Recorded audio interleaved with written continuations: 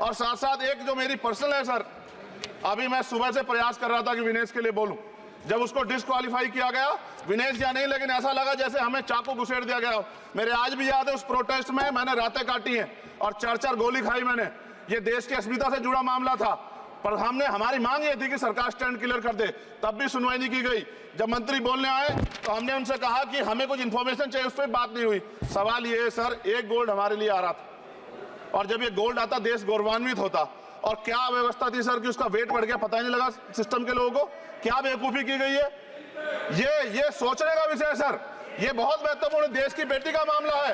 ये हरियाणा की बेटी नहीं है सर, वो एक जात की बेटी नहीं है, वो हमारी बहन है, देश की बेटी है।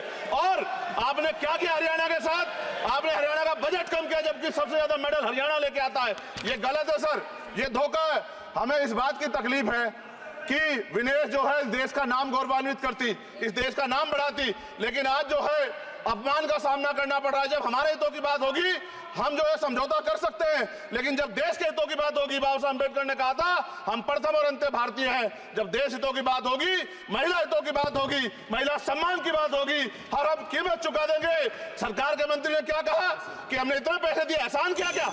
खैरात दी क्या आपने कोई? खत्म कर रहा हूं सर, खैरात दी क्या आपने कोई? इससे ज्यादा पैसे हम आपको दे देंगे, लेकिन आपको चाहिए था कि इस मामले को संभालते और देश का सम्मान बढ़ाते। आपने लापरवाही बरती, इसका खामियाजा हमें भुगतना पड़ा। मैं आपसे आग्रह करूंगा कि जब वो बेटी देश लौटे सर, जब वो बेटी देश लौटे, रुक जाओ प्लीज, प्लीज, जब वो बेटी देश लौटे, मैं आपसे आग्रह करूंगा कि स्पीकर सर यहां बुला के उसका सम्मान करें। हम सब लोग, वो देश की बेटी है सर, देश के लिए गोल्डन गर्ल है वो, उसका सम्मान यहां किया जाए सर, हमें चाहते हैं। बहुत बहुत धन्यवाद, आपने बाद में मौका दिया।